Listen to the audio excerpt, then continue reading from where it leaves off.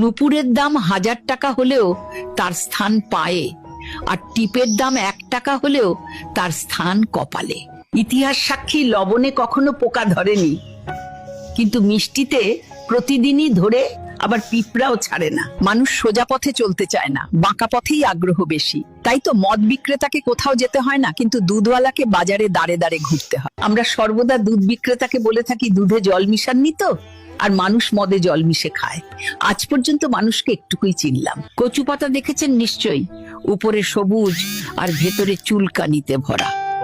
ঠিক তেমনি কিছু মানুষ আছে, বাইরে থেকে দেখতে ভীষণ সুন্দর, পরিপাটি, কিন্তু ভেতরটা আবর্জনায় ভরা।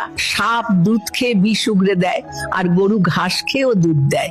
সুতরাং দোষটা খাবারের নয়, পার্থক্যটা স্বভাবে। নিজের যোগ্যতা নিয়ে কখনো অহংকার করবেন না। মনে রাখবেন, পাথর কিন্তু নিজের ওজনের জন্যই জলে ডুবে যায়।